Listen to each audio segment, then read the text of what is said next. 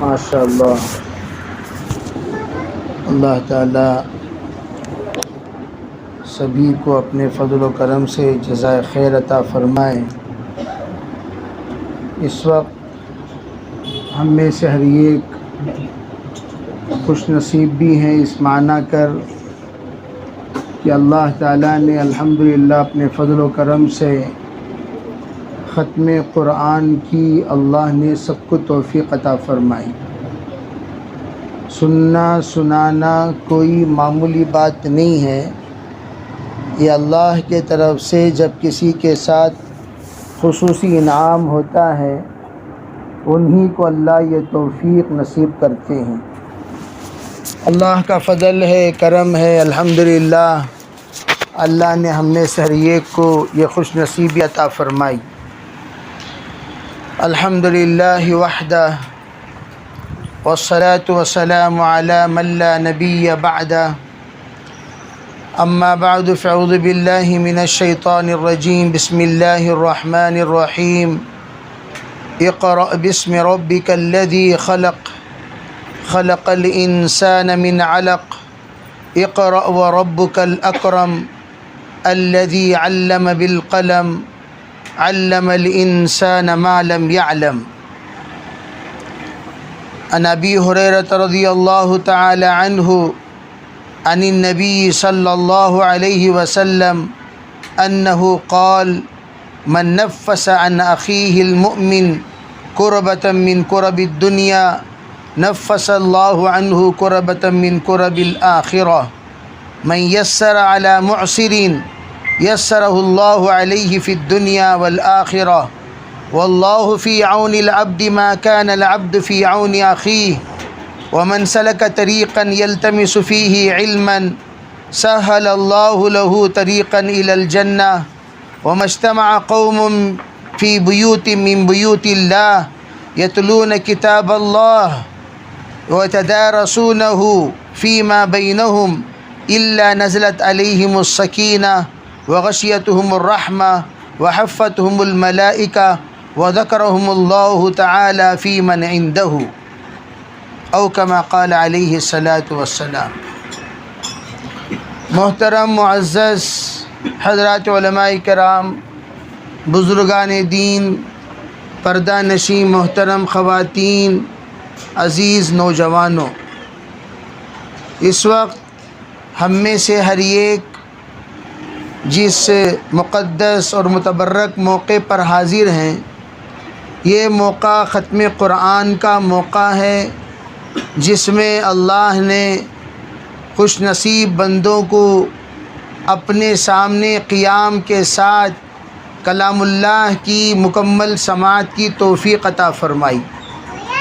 تمام قرأت کلام میں سب سے اعلیٰ درجے کی قرأت نماز کی قرأت ہے۔ تمام سماعتوں میں سب سے اعلیٰ درجے کی سماعت نماز کی سماعت ہے۔ نماز میں پڑھنا سب سے اعلیٰ درجے کا پڑھنا، نماز میں سننا سب سے اعلیٰ درجے کا سننا۔ اللہ نے الحمدللہ اس اعلیٰ درجے کا سننے سنانے کی توفیق دی۔ کتنا بڑا مجمع اس وقت دنیا میں ایسا ہے جو قرآن پاک سننے سنانے سے بہت محروم ہے۔ مشہور واقعہ ہے، حضرت امام بخاری رحمۃ اللہ علیہ کے سلطنت علاقہ جہاں پر حضرت کی پیدائش ہوئی اس کو بخارا اور سمرقند کہا جاتا ہے۔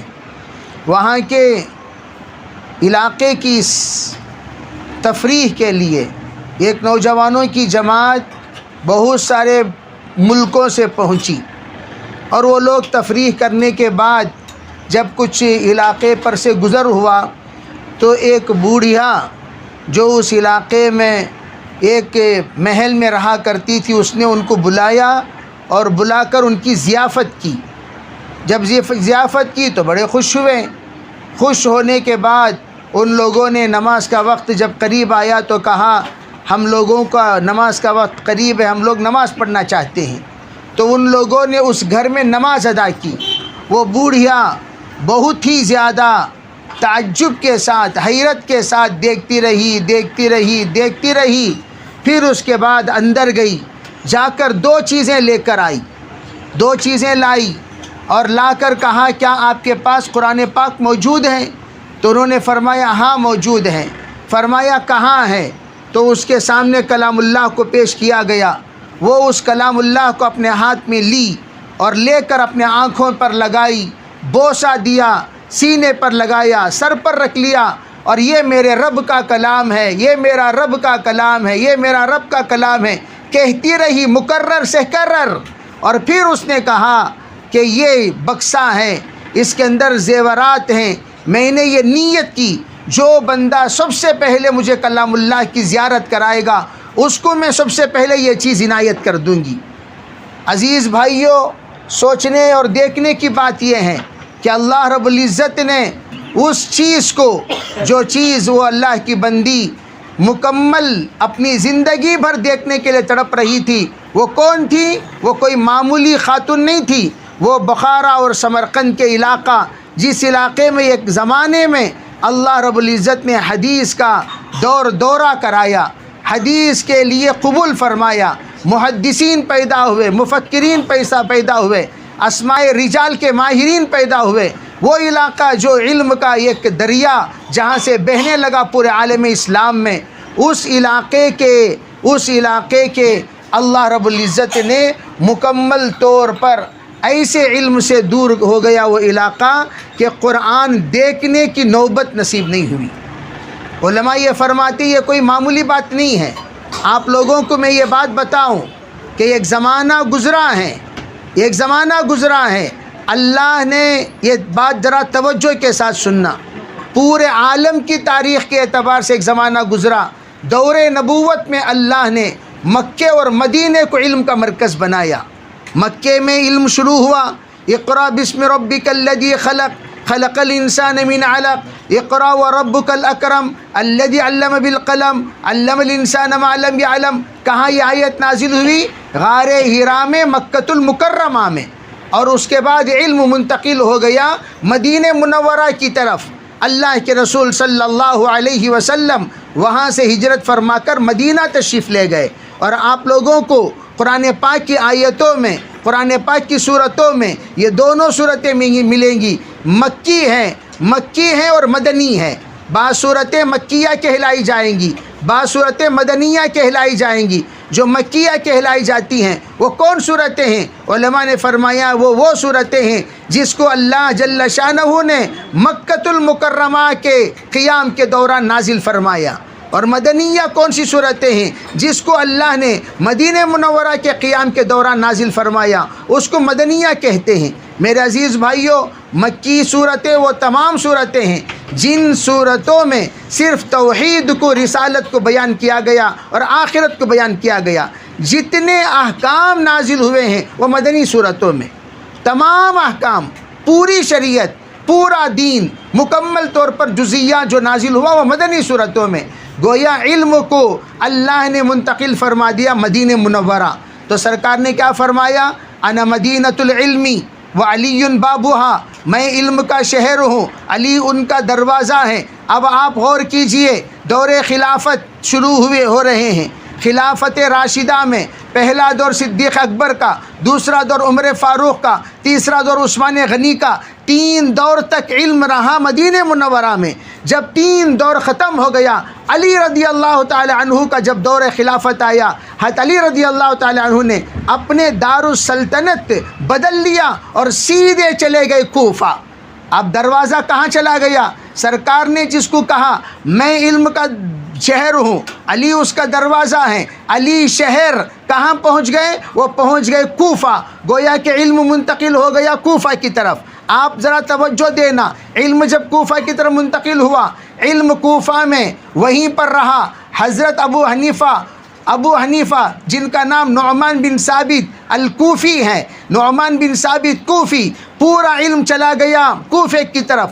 کوفہ میں حضرت ابو حنیفہ رحمۃ اللہ علیہ نے علم حاصل کیا۔ وہاں پر انہوں نے 20 پر 2 صحابہ سے ملاقات فرمائی، 22 صحابہ کرام ان سے ملاقات کی۔ اجل تابعین میں سے حضرت ابو حنیفہ رحمۃ اللہ علیہ کو شمار کیا جاتا ہے۔ اب وہاں پر کوفہ میں علم رہا، کب تک رہا؟ پہلا دوسرا تیسرے صدی تک بھی کوفہ میں علم رہا، پھر علم منتقل ہو گیا بخارا اور سمرقند کے علاقے میں، اللہ جل شانہ نے علم کو وہاں منتقل فرما دیا۔ پھر کیا ہوا؟ علم وہاں سے منتقل ہوا ایران میں، پھر ایران کے علماء کرام سے اللہ نے خدمت لیا، پھر علم منتقل ہوا مصر میں، مصر کے علماء سے اللہ نے خدمت لیا، پھر علم منتقل ہوتے ہوتے ہوتے ہوتے ایک زمانہ آیا علم منتقل ہو گیا ہندوستان میں۔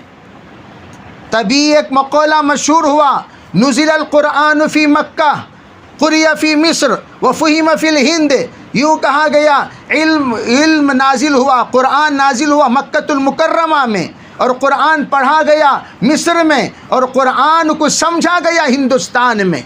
جتنا ہندوستان میں قرآن پاک کی تفسیر بیان کرنے والے مفسرین آپ کو ملیں گے، جتنے ہندوستان میں قرآن کو سمجھانے والے علماء ملیں گے، جتنے ہندوستان میں قرآن کو مکمل طور پر افہام و تفہیم کرنے والے ملیں گے، جتنے ہندوستان میں قرآن کے سلسلے میں غور و فکر کرنے والے ملیں گے، جتنے ہندوستان میں قرآن سے احادیث کو تطبیق دینے والے، احادیث کو مسائل کو تطبیق دینے والے جتنے علماء آپ کو ہندوستان میں ملیں گے، کسی ملک میں آپ نہیں ملیں گے۔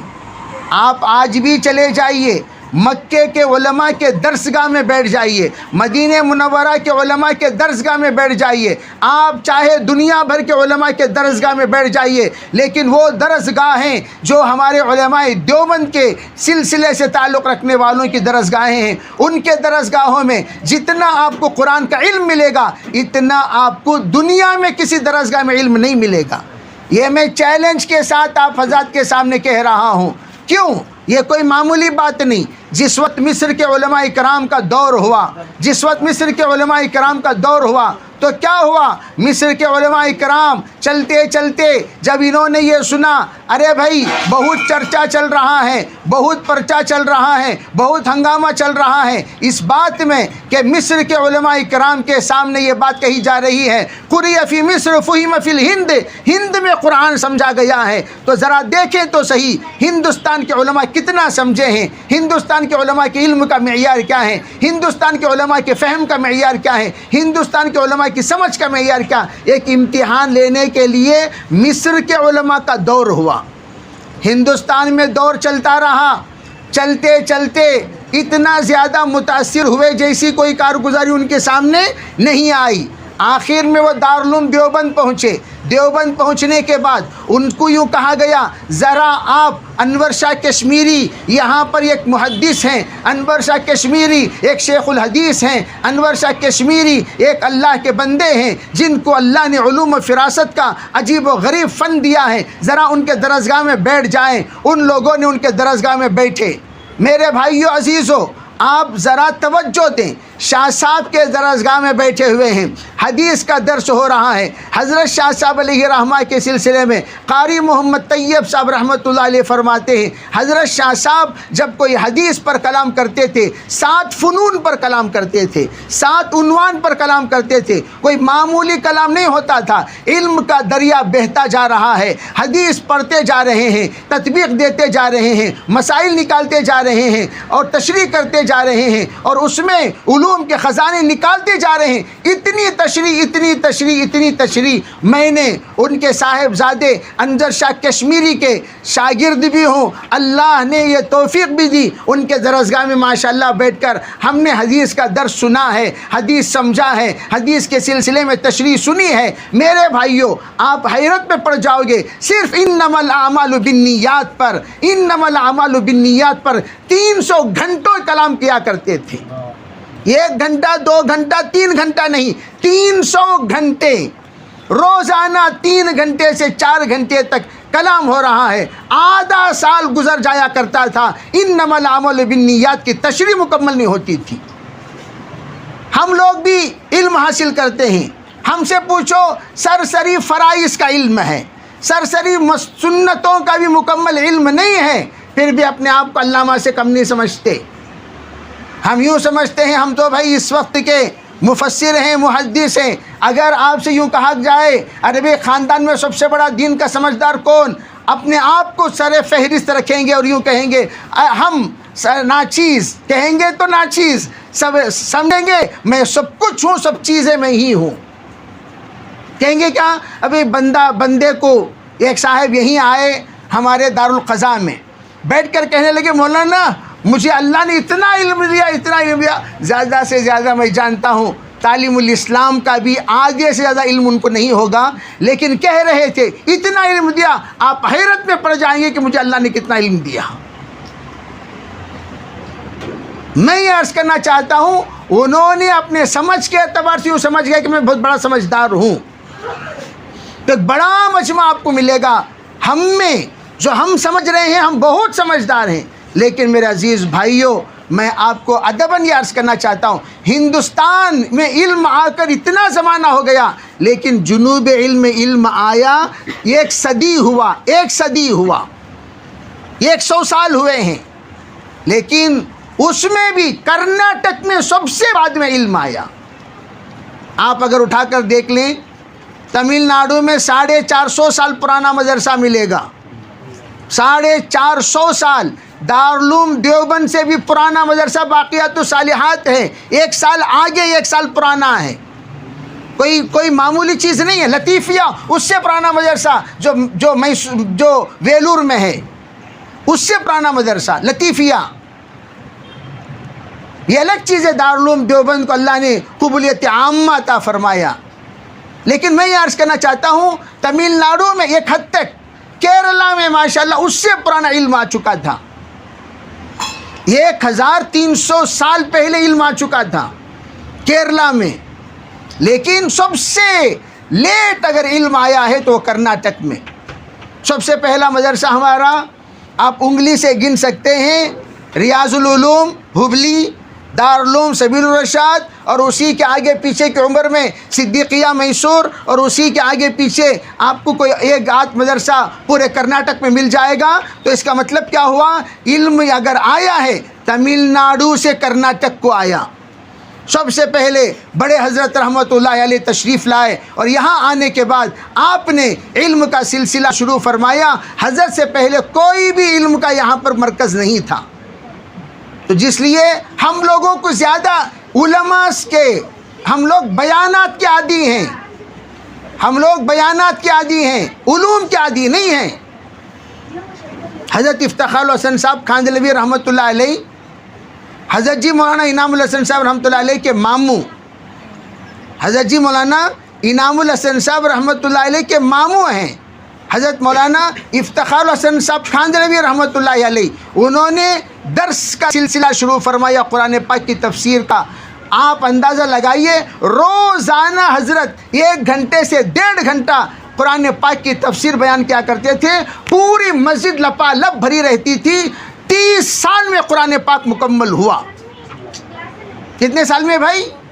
30 سال، روزانہ 1.5 گھنٹہ 2 گھنٹہ، 1.5 گھنٹہ 2 گھنٹہ قرآن کی آیتوں پر تفسیر ہو رہی ہے، تفسیر ہو رہی ہے، تفسیر ہو رہی ہے، تفسیر ہو رہی ہے۔ 30 سال مکمل کرنے کے بعد حضرت نے یہ سوچا پورے ہندوستان میں قرآن پاک کی تعلیم کے سلسلے میں ایک تحریک پیدا کرنا چاہیے۔ چنانچہ حضرت نے پورے ہندوستان کا دورہ کیا، الحمدللہ بنگلور بھی تشریف لائے، شاہ ولی اللہ میں حضرت کا بیان ہوا۔ تب میرا طالب علمی زمانہ، تب میں پڑھ رہا ہوں، حیرت میں پڑ گیا۔ ابھی 30 سال، لیکن ہمارے یہاں بیانات تو سننے کا ذوق ہے، وہ بھی کب؟ جب اس میں لطیفے ہوں، ہنسی مذاق ہو، کھلکھلانا ہو، ہنسانا ہو، دل لگیاں ہو، خوش ہو کر ہنس کر اٹھ کر چلتے رہیں گے۔ تو کوئی بیان ہے؟ ارے بیانات میں ہنسانا بیان ہے یا جوکر کی مجلس ہے؟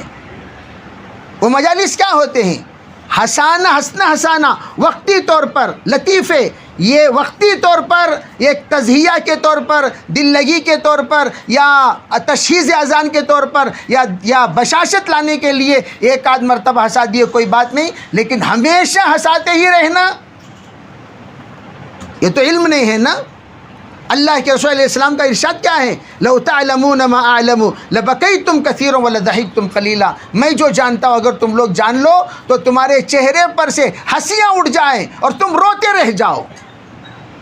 اس لیے علم اور علماء کے یہاں پر قدردانی بہت کم ہے، لوگ بہت غلط تولتے ہیں۔ انہوں سب سے بڑے عالم. ارے بھائی وہ عالم ایسا عالم ہے جس بیچارے کو، اور یہاں آپ کو میں ایک لطیفہ سناؤں، بنگلور میں ہر کچا مال چلتا ہے، ہر کچا مال. عالم بننے کے لیے ابھی 6 سال ہیں، وہ بھی عالم اپنے آپ کو بتا کر میدان جیت لے کر چلے گئے ایک زمانے میں. 1 2 نہیں، 10 میں آپ کو بتا سکتا ہوں عالم ہی نہیں ہے، لیکن سب ان کو مولانا مولانا مولانا مولانا، اتنا مولانا کہہ دیے کہ لوگوں نے ان کو پروان چڑھا کر مولانا بھی بنا دیا. مفتی نہیں ہے، لوگوں نے مفتی بنا دیا. مفتی ہی نہیں، کیوں؟ یہ لوگ جانتے ہی نہیں. ایک صاحب یہاں چکبلاپور میں مفتی کہتے ہوئے ایک زمانے تک لوگوں کو ٹھکا رہے تھے اور غلط سلط فتویٰ دے رہے تھے. میں گیا اور پوچھا ایک عام انسان بن کر، حضرت آپ مفتی کہاں پڑھے؟ حضرت دیوبند میں پڑھا ہوں. اللہ اکبر. پھر میں نے پوچھا دیوبند میں کب پڑھے، کیا پڑھے؟ انہوں نے سن بتایا. کون کون حضرت تم نے افتاء پڑھائے؟ میں نے یہ نہیں کہا کہ میں بھی مفتی ہوں. ارے بھائی تب تو داڑھی بہت مختصر نکلی ہوئی تھی، وہ تصور بھی نہیں کر سکتے ہوئے ہم بھی کچھ پڑھے ہوئے ہیں. پھر انہوں نے ان اساتذہ کا نام لیا جو اول دوم سوم پڑھاتے ہیں. وہاں اندازہ لگ گیا کہ اول دوم سوم پڑھانے والوں کا نام لے کر یہ دھوکہ دے ہیں اس پورے مخلوق کو کہ میں مفتی ہوں، میں مفتی ہوں، میں مفتی ہوں. تو میں عرض کرنا چاہ رہا تھا کہ مفتی کسے کہتے ہیں ہم نہیں جانتے. ہم لوگ مولانا تمہیں مفتی کہا، انہوں بھی مفتی. کون مفتی؟ انہوں بھی مفتی. ارے بھائی یہ مفتی ہے تو یہ مفتی کا معیار کیا ہے؟ یہ کس معیار کا مفتی؟ جیسے انجینئر ہے، انجینئر میں پاورفل انجینئر ہوتا کہ نہیں ہوتا؟ سینئر، موسٹ سینئر، اپنے تجربے کے اعتبار سے انتہائی ماہر. اسے لے لگ جا کو ایک نو فارغ انجینئر کو، انہوں بھی انجینئر کا، تو اس کے سامنے انہیں پوترا بھی نہیں ہوتا، پڑ پوترا بھی نہیں ہوتا، کسی کونے کا نہیں لگتا. اس کو لے کر ہم لوگ اتنے بڑے آدمی کو تشبیہ دے رہے ہیں. اسی طرح ہمارے یہاں علماء کا معاملہ، علماء کو غلط تولتے ہیں. علم کے پہاڑ بھی گزرے ہیں، جیسے مولانا امداد اللہ صاحب، انجم رشادی رحمۃ اللہ علیہ، حضرت مولانا مفتی اشرف علی صاحب، یہ سب کوئی معمولی علماء نہیں تھے. اپنے فن کے ماہرین. حضرت امانی صاحب اپنے فن کے ماہرین. امانی صاحب تو اپنے زمانے کے سب سے بڑے سائنٹسٹ گزرے ہیں، جنہوں نے پانی سے کشتی چلا کر دکھایا، پانی سے ہی کشتی چلا کر دکھایا. اور کہا لوگوں نے جس وقت اس کو پیش کیا گیا، حضرت یہ پانی سے کشتی چلا کر تو دکھا دیے، یہ ہمیں بیچ دیجئے، میڈ ان انڈیا کا نہیں. لال پیٹ کے تھے وہ، تمل ناڈو کے لال پیٹے کے، تو وہ کہنے لگے نہیں، میڈ بائی امانی ڈالو گے تو میں دوں گا، ورنہ توڑ دوں گا. توڑ دی حضرت نے. نہیں، مسلمان کا نام آنا چاہیے، امانی کا نام لکھو. کون تھے وہ؟ مفتی اشرف علی صاحب رحمۃ اللہ علیہ کے نانا تھے حضرت ابو سوسہ رحمۃ اللہ کے خسر. اتنے بڑے انسان ہندوستان میں جنوبی ہند میں گزرے ہیں، ہم میں سے کسی کو پتہ نہیں. میرے عزیز بھائیو، اس لیے میں کہتا ہوں ایک ذوق بدلو، ٹیسٹ بدلو، علمی ذوق پیدا کرو، علمی چسکا پیدا کرو، علمی ایک ماحول بناؤ، سمجھداری کا ایک ماحول بناؤ، قرآن و حدیث کا فہم کا ایک ماحول بناؤ. اگر ماحول بنائیں گے تو انشاءاللہ اللہ تعالیٰ بنا دیں گے. اس کے لیے ایک درد ایک زمانے سے، ارے بھئی ہم اس محلے میں رہتے ہیں، ہم اس محلے کے لیے کچھ نہیں کیے. ہم اس محلے میں رہتے ہیں، اس محلے کے لیے ہم نے کیا کیا؟ ہم نے ابتدا میں جب آئے تو تعلیم بالغان کا سلسلہ شروع کیا. آنے والے آئے، پڑھنے والے پڑھے. پھر اس کے بعد تعلیم بالغان تو آپ جانتے ہی ہیں، مینڈکوں کو تولے جیسا، بلا کو تول کو شروع میں 40 رہتی، پھر ذرے 15 دن کے بعد دیکھو تو 4 جنے بٹ کر ہوتی وہاں. کیا قصہ؟ میں یہ کام میں وہ کام پورے چلے گئے. نہیں، جس طرح ہم نماز پابندی سے پڑھتے ہیں، نیت یہ کریں انشاءاللہ ثم انشاءاللہ ہم لوگ پابندی سے تعلیم بھی حاصل کریں گے، کوئی مشکل نہیں. اس کے لیے ہم نے یوں سوچا کہ جس طرح دروس رمضان چل رہا ہے، رمضان مبارک کے درس چل رہے ہیں، ماشاءاللہ بہت سارے لوگ مکسلر میں بھی سن رہے ہیں اور یہاں بھی ماشاءاللہ آ رہے ہیں. خواتین کے ہزاروں مسائل ہم نے ماشاءاللہ اب تک میرے خیال سے جب سے ہم لوگوں کا درس شروع ہوا اب تک 150 سے 200 مسئلے حل ہو گئے ہیں خالی 10-12 دن میں. 150 سے 200 مسئلے حل ہوئے ہیں 10-12 دن میں. تو اس کا مطلب روزانہ 10-12 مسائل آ ہی رہے ہیں عورتوں کی طرف سے. گویا کہ اتنے اشکالات عورتوں کے دلوں میں ہیں جو ہم لوگوں کو پتہ نہیں ہے. اور ہمارے عورتوں کو پڑھنا پڑھانا ہماری ذمہ داری, دین سمجھانا ہماری ذمہ داری. ارے بھائی ہم نہیں سمجھا سکتے, کم از کم جو سمجھا سکتے ہیں وہاں تو بھیج سکتے ہیں.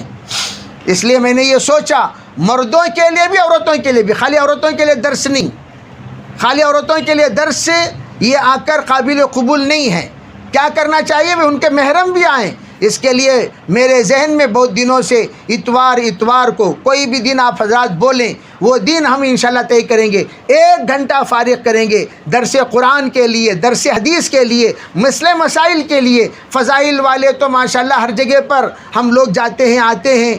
فضائل والی مجلسیں, فضائل والے حلقے ہمارے 4-5 ایک مسجدوں میں 4-5 جگہوں پر ماشاءاللہ فضائل کی مجلسیں ہو رہی ہیں. لیکن ہم اس بات کی کوشش کریں مسائل کی مجلس ہر مسجد کے احاطے میں ایک جگہ پر ہو, مسائل کی مجلس ہو, مسائل کے بارے میں بولیں. اور آپ لوگوں کو میں بتاؤں مسائل کی فضیلت فضائل سے سب سے بڑے فضیلت کی چیز ہے. اللہ کے رسول علیہ السلام نے فرمایا من تعلم بابا من العلم خیر من 1000 رکعہ. اگر کوئی ایک باب علم کا سیکھ لے 1000 رکعت پڑھنے سے بہتر ہے. ایک باب, مثال کے طور پر ابھی جیسے میں آ کر مسائل بیان کرتے رہتا ہوں تو مسائل بیان کرتے کرتے بعض مسائل میں نے ایسے بیان کیے لوگ حیرت میں پڑ گئے. ارے اس سے تو ہماری نماز ہی نہیں ہوئی اتنے سالوں سے, ہمارا روزہ نہیں ہوا اتنے سالوں سے, ہم تو غلط فہمی میں تھے. گویا دوپٹہ کیسے باندھنا چاہیے, باریک دوپٹہ باندھ کر نماز پڑھ رہے ہیں. وہ نماز کہاں سے ہوگی؟ بال بھی اگر باہر نظر آئے نماز تو ہوتی ہی نہیں. لیکن ایک بیچاری, ہم لوگ علمی مذاکرے میں کجری پہنچے تھے تو وہاں پر یہ خاتون بیچاری, جس کو میں تو عام طور پر کہا کرتا ہوں ہر مردوں سے, میں نے قبول کیا کہہ کر آپ نے اپنے شوہر ہونے کا حق تو سب کے سامنے اٹھا لیا. میں شوہر ہوں, شوہر ہونے کا میں حق جتا رہا ہوں, میں حق جتانے کا میں حق رکھتا ہوں. تو ایک اعتبار سے آپ نے پورا نظام تو ماشاءاللہ بنا لیا. لیکن ہوا کیا؟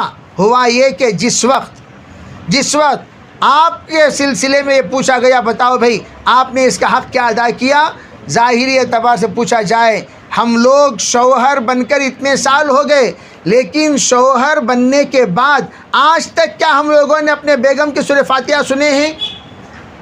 بھائی تمام شوہروں سے پوچھ رہا ہوں, سورہ فاتحہ سنے نہیں سنے؟ آپ کا علم کیا ہے؟ قرآن کے سلسلے میں تم کتنا جانتی ہو, حدیث کے بارے میں تم کتنا جانتی ہو, مسائل کے بارے میں تم کتنا جانتی ہو, وضو کے بارے میں تم کتنا جانتی ہو, غسل کے بارے میں کتنا جانتی ہو؟ ہم نے کبھی ان سے پوچھا غسل تم کیسا کر رہی ہو؟ پوچھا نہیں پوچھا. اس کے سلسلے میں ہم نے ضرورت ہی نہیں محسوس کی کہ اس کے بارے میں مذاکرہ کرنا بھی چاہیے, پوچھنا بھی چاہیے. جس کا نتیجہ کیا ہوا؟ جہالت آج تک دور نہیں ہوئی. جو جہالت, اور اس کے بارے میں اللہ کے یہاں حشر کے میدان میں جواب دینا پڑے گا. جس وقت اعمال تولے جائیں گے پتہ چلے گا ارے بھئی اس کا عمل قبول ہوا, اس کا عمل تو قبول ہوا ہی نہیں, اسی لیے کہ وضو ہی نہیں ہوا, غسل ہی نہیں ہوا. اس لیے میرے عزیز بھائیو اللہ سے توبہ کریں. مسائل یہ فرض ہے. میں تو یوں کہا کرتا ہوں بھائی طلب العلم فریضۃ, علم کا حاصل کرنا فرض بتایا گیا حدیث پاک میں. علماء نے فرمایا فرض سے مراد کیا؟ آسان ترتیب. تعلیم الاسلام میں جو علم ہے اتنا علم حاصل کرنا تو سب کے اوپر فرض ہے, اور اتنا قرآن حاصل کرنا کہ قرآن ہمارے سامنے نازل جو ہوا وہ رہبر بن کر آیا, تلاوت کے لیے برکت کے لیے نہیں آیا.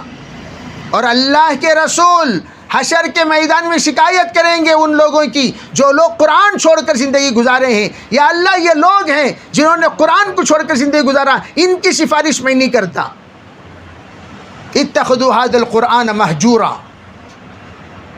یقول الرسول میرے بھائیوں، یہ اللہ کے رسول کی شکایت حشر کے میدان کی. تو ہم نے قرآن پاک آج تک سورہ فاتحہ سمجھے کیا؟ بولو نہیں سمجھے. کیا قرآن ہم سے کہہ رہا ہے؟ حضرت مولانا علی میاں صاحب فرمایا کرتے تھے تم قرآن پڑھتے ہو، قرآن کی ایک ایک آیت تمہارے دامن پکڑ کر کہتی ہے ارے اللہ کے بندو رکو، سمجھو آگے بڑھو، سمجھو آگے بڑھو، سمجھو آگے بڑھو. ہم سمجھتے نہیں، پڑھتے ہوئے چلے جاتے ہیں، اٹکلے کو جھٹکلے جاتے رہتی. آج ہم اپنے حق ادا کرنے کے لیے تمہارے درمیان کہہ رہے ہیں ارے بھئی آؤ پڑھ لو. کل کا دین وما علینا الا البلاغ المبین، اللہ سے تو ہم کہہ دیں گے یا اللہ اعلان کرنا ہمارا کام تھا، وقت متعین کرنا ہمارا کام تھا، پڑھنے کے لیے پڑھانے کے لیے اپنی ذمہ داری سمجھ کر بیٹھنا ہمارا کام ہے. یا اللہ آگے وہ آپ جانیں اور آپ کے بندے جانیں. اس لیے میں ادباً آپ سے کہہ رہا ہوں کہ سب مشورہ دیں. کیا اتوار کے دن مناسب ہے؟ سب انشاءاللہ حاضر ہوں گے کیا بھائی؟ ارے مشورہ دیں کہ کون سا دن مناسب ہے. کوئی یہ دن مناسب نہیں مولانا، وہ دن مناسب، یہ دن ہم نہ بہت کاماں رہتی، یہ دن ہمیں فری رہتی، یہ وقت مناسب، وہ وقت مناسب. مشورہ کرنے کے بعد وقت متعین کریں گے تاکہ مرد حضرات بھی حاضر ہوں، عورتیں بھی حاضر ہوں. اس کے لیے گروپ بنایا جائے، اعلان کا گروپ، سب کا جتنے یہاں حاضرین ہیں سب کے ایک واٹس ایپ گروپ بنائیں. ایک واٹس ایپ گروپ دروس القرآن کے نام سے یا دروس شریعت کے نام سے، دروس شریعت کا گروپ باقاعدہ، اس میں اعلان ہو، ریمائنڈنگ ہو، بھئی درس ہوگا، سب ساتھی حاضر ہوں اور سب ساتھی جواب دیں. انشاءاللہ تم جواب دو گے تب پتہ چلے گا انہوں نے ہماری بات کو، ہماری دعوت کو قبول کیا ہے نا بھائی. آپ سب میسج دیکھ لے کو خاموش بڑھے گا تو کیسا معلوم ہوتا بھئی ہاں بول رہے ہیں یا نہ بول رہے ہیں؟ کیسا معلوم ہوتا؟ تو اس کے لیے سب ساتھی تیار ہیں کیا بھائی؟ کون سا دن؟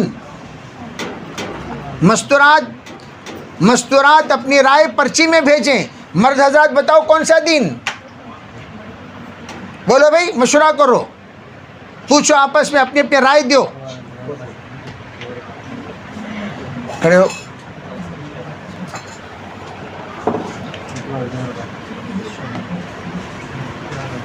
کون سا دن بولو؟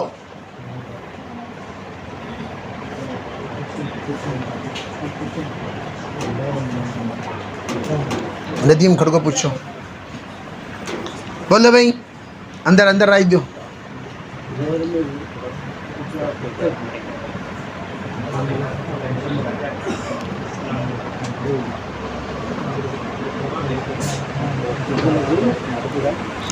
بھائی پہلے یہ بولو ہونا یا نہیں ہونا؟ ہونا نہیں ہونا بھائی؟ درس ہونا یا نہیں ہونا؟ ہونا کو تو نہیں، ہونا کو تو بھی ہم لوگ بھائی زبردستی نہیں.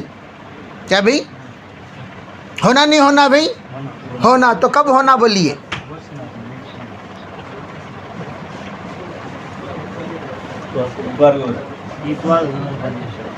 اتوار کو. کب اتوار کو؟ کب پوچھئے.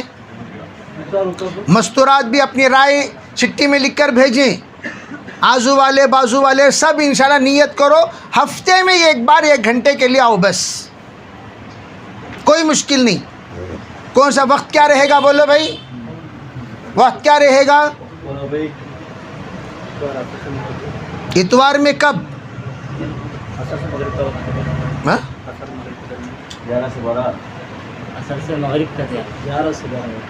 نہیں بھائی، مستورات کا بھی خیال رکھ کر بولیں، مستورات بھی آنی چاہیے. کون سا وقت مناسب ہے؟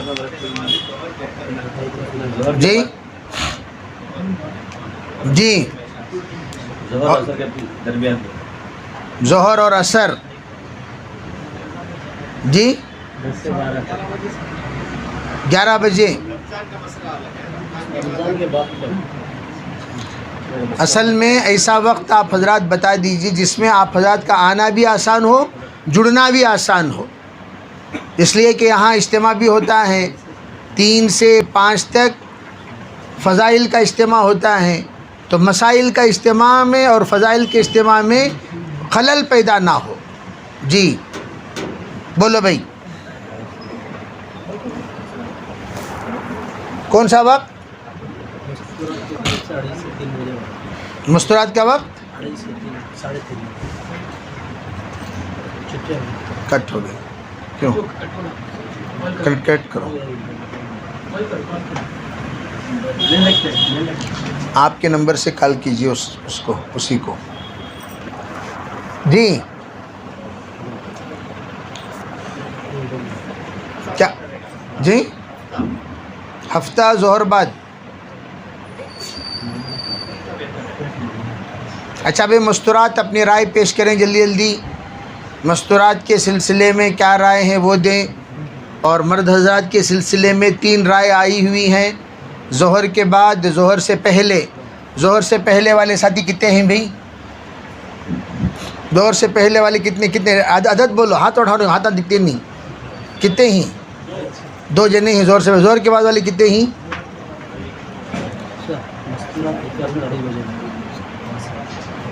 مستورات کیا کہہ رہے ہیں؟ 2:30 بجے، 2:30 سے 3:30. جی اوپر کو بولتی کون؟ مستورات تھے.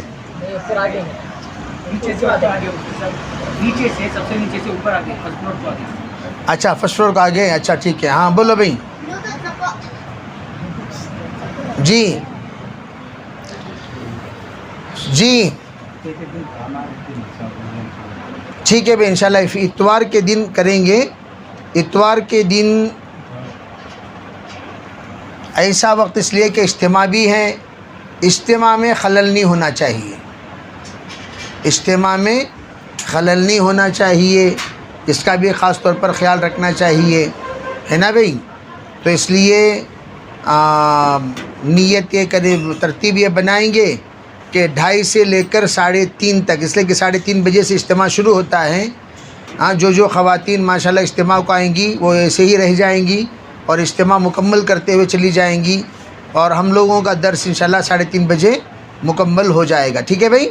2:30 سے 2:30 کو تو 2:30 بجے، 2:30 کو تو 3:30 بول کو ہمارے بنگلور کی زبان میں نہیں مت بولو. ہاں 2:30 کو تو 3:30، 3:30 کو تو 4:30، ویسا نہیں. اس لیے کہ 3:30 بجے. اور جو مستورات ہمارے درس میں آ رہے ہیں وہ اچھی طرح سمجھ رہی ہیں اس بات کو.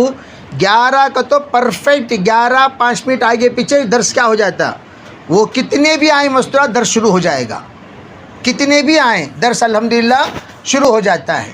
اور پرفیکٹ 12 بولے تو 12 سوا 12 آگے پیچھے 5 منٹ درس ختم ہو جاتا ہے. آج ماشاءاللہ 11:55 کو ہی درس ختم ہو گیا، اس لیے کہ جمعے کا دن تھا تو درس ختم ہو گیا. یہ دروس جو ہیں انشاءاللہ 27 تک چلتے رہیں گے. جو دروس رمضان مبارک ہیں یہ دروس 11 بجے سے انشاءاللہ 12 بجے تک جو دروس ہیں وہ دروس تو انشاءاللہ 27 تک بھی چلتے رہیں گے.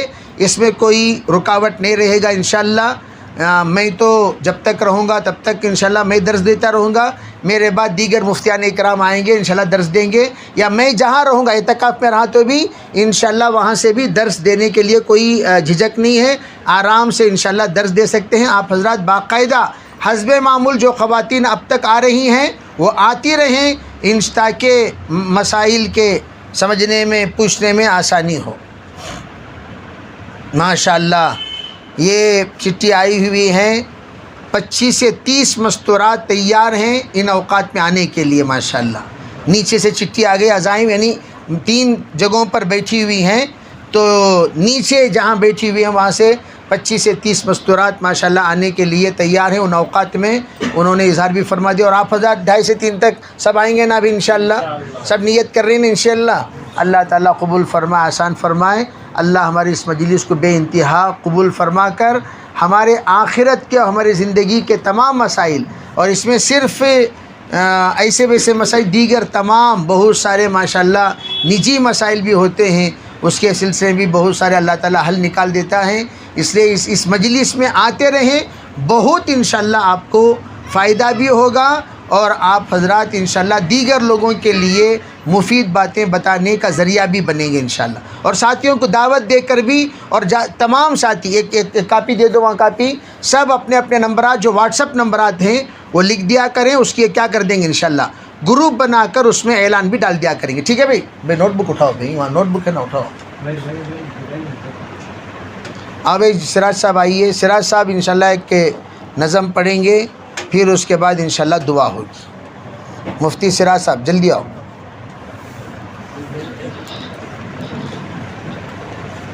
کیوں پڑھتی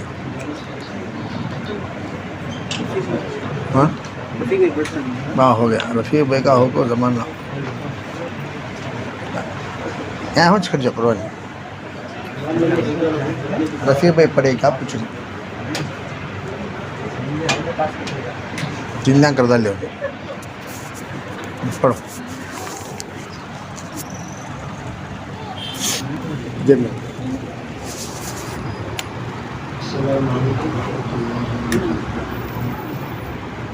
یہ نمبرات لے سب کے نمبرات لے اور ایک کاپی میں لے اندر.